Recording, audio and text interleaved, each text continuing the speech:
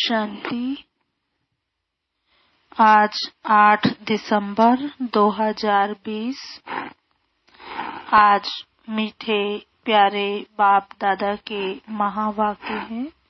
मीठे बच्चे, बाप जो है जैसा है उसे यथार्थ पहचान कर याद करो। इसके लिए अपनी बुद्धि को विशाल बनाओ। प्रश्न: बाप को गरीब निवास क्यों कहा गया है? उत्तर: क्योंकि इस समय जब सारी दुनिया गरीब अर्थात दुखी बन गई है, तब बाप आए हैं सबको दुख से छुड़ाने। बाकी किस पर तरस खाकर कपड़े दे देना, पैसा दे देना, वह कोई कमाल की बात नहीं। इससे वह कोई साहूकार नहीं बन जाते। ऐसे नहीं, मैं कोई इन भीलों को पैसा देकर गरीब निवास कहलाऊंगा। मैं तो गरीब अर्थात पतितों को, जिनमें ज्ञान नहीं है, उन्हें ज्ञान देकर पावन बनाता हूँ। गीत: यही बहार है दुनिया को भूल जाने की। ओम शांति। मीठे मीठे बच्चों ने गीत सुना। बच्चे जानते हैं गीत तो दुनियावी मनुष्यों ने गाया है। अक्षर बड़े अच्छे हैं। इस पुरानी दुनिया को भुलाना है। आगे ऐसे नहीं समझते थे। कलयुगी मनुष्यों को भी समझ में नहीं आता है कि नई दुनिया में जाना होगा तो जरूर पुरानी दुनिया को भूलना होगा। भल इतना समझते हैं पुरानी दुनिया को छोड़ना है, परंतु वह समझते हैं अजुन बहुत समय पड़ा है। नई सो पुरानी होगी, यह तो समझते हैं, परंतु लंबा टाइम डालने से भूल गए हैं। तुमको अब स्मृति दिलाई जाती है। अभी नई दुनिया स्थापन होती है, इसलिए पुरानी दुनिया को भूलना है। भूल जाने से क्या होगा? हम यह शरीर छोड़ नई दुनिया में जाएंगे, परंतु अज्ञान काल में ऐसी ऐसी बातों के अर्थ पर किसका ध्यान नहीं जाता। जिस प्रकार बाप समझाते हैं, ऐसा कोई भी समझाने वाला नहीं है। तुम इनके अर्थ को समझ सकते हो। यह भी बच्चे जानते हैं। बाप है बहुत साधारण, अनन्य। अच्छे अच्छे बच्चे भी पूरा समझते नहीं हैं। भूल जाते हैं कि इनमें शिव बाबा आते हैं। कोई भी डायरेक्शन देते हैं तो समझते नहीं कि यह शिव बाबा का डायरेक्शन है। शिव बाबा को सारा दिन जैसे भूले हुए हैं। पूरा ना समझने कारण वह काम नहीं करते। माया याद करने नहीं देती, स्थायी वह याद ठहरती नहीं। मेहनत करते करते पिछाड़ी में आखिर वह अवस्था होनी जरूर है। ऐसा कोई भी नहीं जो इस समय कर्मातीत अवस्था को पाले। बाप जो है जैसा है उनको जानने में बड़ी बुद्धि चाहिए। तुमसे पूछेंगे, बाप दादा गरम कपड़े पहनते हैं? कहेंगे दोनों को पड़े हुए हैं। शिव बाबा कहेंगे मैं थोड़े ही गरम कपड़े पहनूंगा, मुझे ठंडी नहीं लगती। हाँ, जिसमें प्रवेश किया है उनको ठंडी लगेगी। मुझे तो ना भूख ना प्यास कुछ नहीं लगता।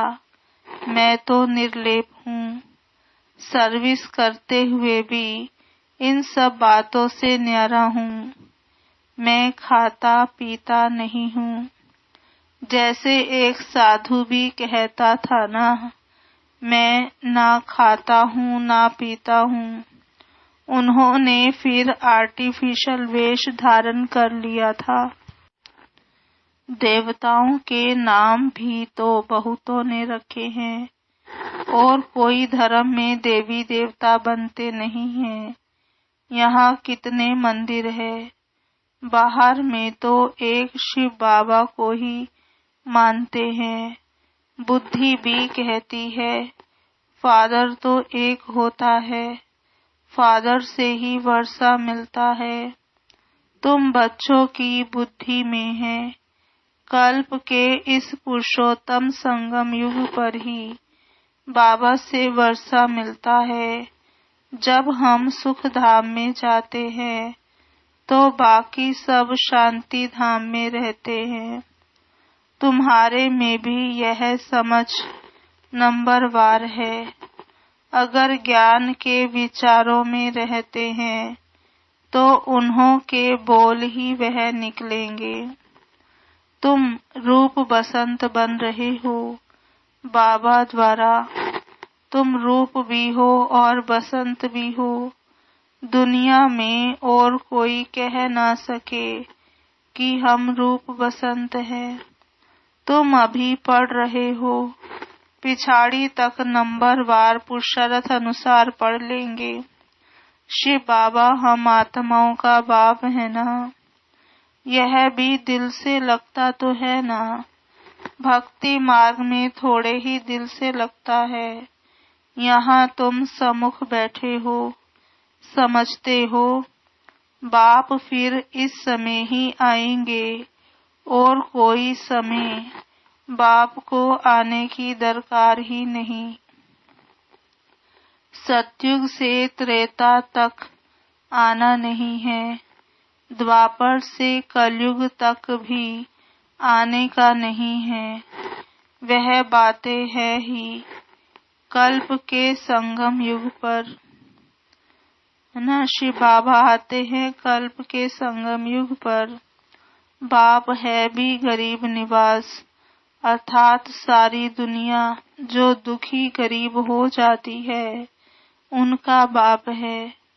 इनकी दिल में क्या होगा। हम गरीब निवास है। सबका दुख अथवा गरीबी मिट जाए, वो तो सिवाय ज्ञान से कम हो ना सके। बाकी कपड़ा आदि देने से कोई साहूकार तो नहीं बन जाएंगे ना। करके गरीब को देखने से दिल होगी इनको कपड़ा दे दें, क्योंकि याद पड़ता है ना मैं गरीब निवाज हूँ। साथ साथ यह भी समझता हूँ मैं गरीब निवास कोई इन भीलों के लिए ही नहीं हूँ। मैं गरीब निवास हूँ जो बिल्कुल ही पतित हैं, उन्हों को पावन बनाता हूँ। मैं हूँ ही पतित पावन, तो विचार चलता है। बाबा कहते मैं गरीब निवास हूँ, परंतु पैसे आदि कैसे दूं। पैसे आदि देने वाले तो दुनिया में बहुत हैं। बहुत फंड्स निकालते हैं जो फिर अनाथ आश्रम में भेज देते हैं। जानते हैं अनाथ रहते हैं, अर्थात जिसको नाथ नहीं, अनाथ माना गरीब। तुम्हारा भी नाथ नहीं था, अर्थात बाप नहीं था। तुम गरीब थे, ज्ञान नहीं था। जो रूप बसंत नहीं, वह गरीब अनाथ हैं। जो रूप बसंत हैं, उनको सनाथ कहा जाता है। सनाथ साहूकार को, अनाथ गरीब को कहा जाता है। तुम्हारी बुद्धि में है सब गरीब हैं, कुछ उन्हों को दे देवे। बाप गरीब निवाज है, तो कहेंगे ऐसी चीजें देवें जिससे सदा के लिए साहूकार बन जाएं। बाकी यह कपड़ा आदि देना ये तो कॉमन बात है, उनमें हम क्यों पड़े। हम तो उनको अनाथ से सनाथ बना देवें। भल कोई कितना भी पदमपति है, परंतु वह भी सब अल्पकाल के लिए है। यह है ही अनाथों की दुनिया। भल पैसे वाले हैं, वह भी अल्पकाल के लिए। वहाँ है सदैव सनाथ। वहाँ ऐसे कर्म नहीं कूटते। यहाँ कितने गरीब हैं, जिनको धन है, उन्हों को तो अपना नशा चढ़ा रहता है, हम स्वर्ग में हैं, परंतु है नहीं। यह तुम जानते हो, इस समय कोई भी मनुष्य सनाथ नहीं है, सब अनाथ हैं। यह पैसे आदि तो सब मिट्टी में मिल जाने वाले हैं।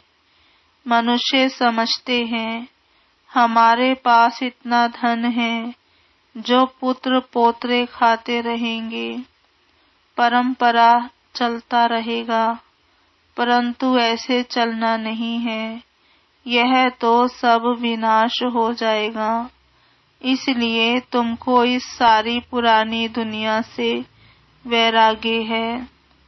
तुम जानते हो नई दुनिया को स्वर्ग, पुरानी दुनिया को नरक कहा जाता है। हमको बाबा नई दुनिया के लिए साहूकार बना रहे हैं। यह पुरानी दुनिया तो खत्म हो जानी है। बाप कितना साहूकार बनाते हैं। ये लक्ष्मी नारायण साहूकार कैसे बने। क्या कोई साहूकार से वर्षा मिला व लड़ाई की, जैसे दूसरे राजगद्दी पाते हैं, क्या ऐसे राजगद्दी पाई। व फिर कर्मानुसार यह धन मिला।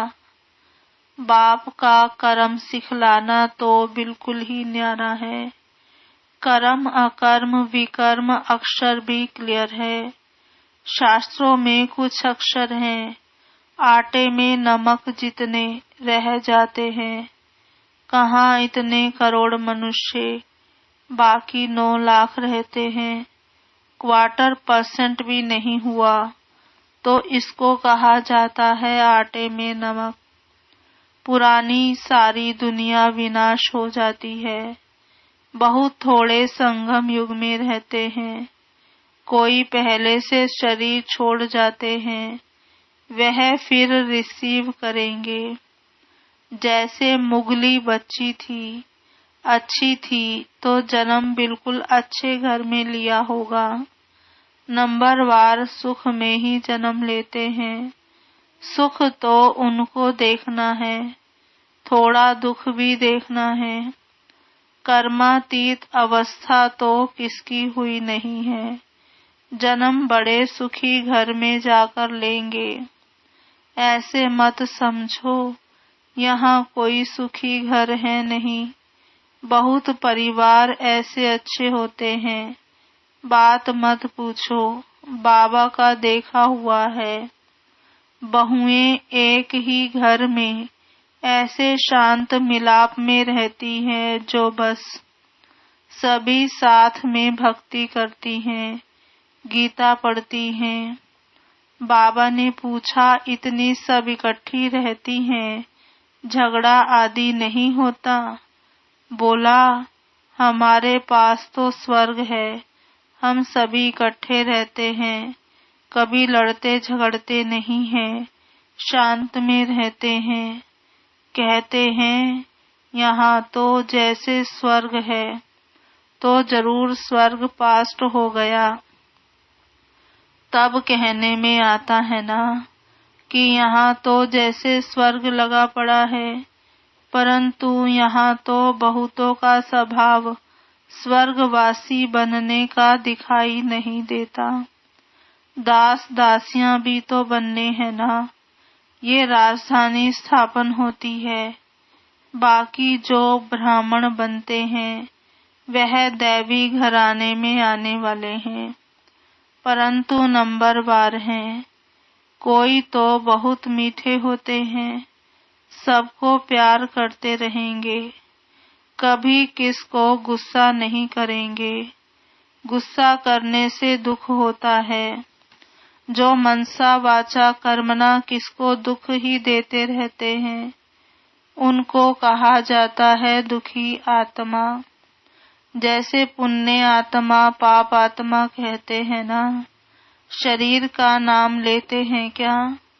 वास्तव में आत्मा ही बनती है। सब पाप आत्माएं भी एक जैसी नहीं होती हैं, पुण्य आत्मा भी सब एक जैसी नहीं होती, नंबरवार पुरुषार्थ अनुसार होते हैं। स्टूडेंट खुद समझते होंगे ना कि हमारे कैरेक्टर्स अवस्था कैसी है, हम कैसे चलते हैं। सबको मीठा बोलते हैं, कोई कुछ कहे हम उल्टा सुल्टा जवाब तो नहीं देते हैं। बाबा को कई बच्चे कहते हैं बच्चों पर गुस्सा आ जाता है। बाबा कहते हैं जितना हो सके प्यार से काम लो, निर्मोही भी बनना चाहिए। यह तो तुम बच्चे समझते हो, हमको यह लक्ष्मी नारायण बनना है। एम ऑब्जेक्ट सामने खड़ी है, कितनी ऊंच एम ऑब्जेक्ट है, पढ़ाने वाला भी हाईएस्ट है ना। श्री कृष्ण की महिमा कितनी गाते हैं, सर्वगुण संपन्न 16 कला संपन्न। अब तुम बच्चे जानते हो हम वह बन रहे हैं। तुम यहाँ आए ही हो यह बनने के लिए। तुम्हारी यह सच्ची सत्य नारायण की कथा है ही नर से नारायण बनने की। अमर कथा है अमरपुरी में जाने की। कोई सन्यासी आदि इन बातों को नहीं जानते। कोई भी मनुष्य मात्र को ज्ञान का सागर व पतित पावन नहीं कहेंगे। जबकि सारी सृष्टि ही पतित है, तो हम पतित पावन किसको कहें। यहाँ कोई पुण्य आत्मा हो न सके। बाप समझाते हैं ये दुनिया पतित है, श्री कृष्ण है अव्वल नंबर। उनको भी भगवान नहीं कह सकते। जन्म मरण रहित एक ही निराकार बाप है। गाया जाता है शिव परमात्माय नमः।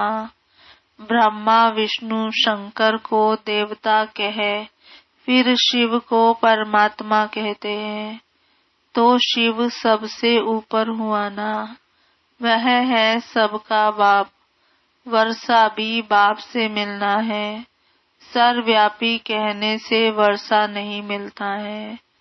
बाप स्वर्ग की स्थापना करने वाला है, तो जरूर स्वर्ग का ही वर्षा देंगे। यह लक्ष्मी नारायण है नंबर 1। पढ़ाई से यह पद पाया। भारत का प्राचीन योग क्यों नहीं मशहूर होगा। जिससे विश्व का मालिक बनते हैं उसको कहते हैं सहज योग, सहज ज्ञान। है भी बहुत सहज। एक ही जन्म के पुरुषार्थ से कितनी प्राप्ति हो जाती है। भक्ति मार्ग में तो जन्म बाई जन्म ठोकरे खाते आए, मिलता तो कुछ भी नहीं। यह तो एक ही जन्म में मिलता है, इसलिए सहज कहा जाता है। सेकंड में जीवन मुक्ति कहा जाता है। आजकल तो देखो कैसे कैसे इन्वेंशन निकालते रहते हैं। साइंस का भी वंडर है, साइलेंस का भी वंडर देखो कैसा है। वह सब कितना देखने में आता है। यहाँ कुछ नहीं है। तुम शांति में बैठे हो, नौकरी आदि भी करते हो, हथ कार डे दिल यार डे, और आत्मा की दिल यार तरफ आशिक माशुक भी गाए हुए हैं। वह एक दो की शक्ल पर आशिक होते हैं, विकार की बात नहीं रहती। कहाँ भी बैठे याद आ जाएंगे, रोटी खाते रहेंगे, बस सामने उनको देखते रहेंगे। अंत में तुम्हारी वह अवस्था हो जाएगी, बस बाप को ही याद करते रहेंगे। अच्छा मीठे मीठे सिखिलधे बच्चों प्रति माता पिता बाप दादा का याद प्यार गुड मॉर्निंग। रूहानी बाप की रूहानी बच्चों को नमस्ते। हम रूहानी बच्चों की रूहानी बाप दादा को याद प्यार गुड मॉर्निंग, नमस्ते नमस्ते नमस्ते। धारणा के लिए मुख्य सार। पहला, रूप बसंत बन, मुख से सदा सुखदाई बोल बोलने हैं। रूप बसंत बन, मुख से सदा सुखदाई बोल बोलने हैं, दुखदाई नहीं बनना है। ज्ञान के विचारों में रहना है, मुख से ज्ञान रतन ही निकालने हैं। दूसरा, निर्मोही बनना है, हर एक से प्यार से काम लेना है, गुस्सा नहीं करना है, अनाथ को सनाथ बनाने की सेवा करनी है।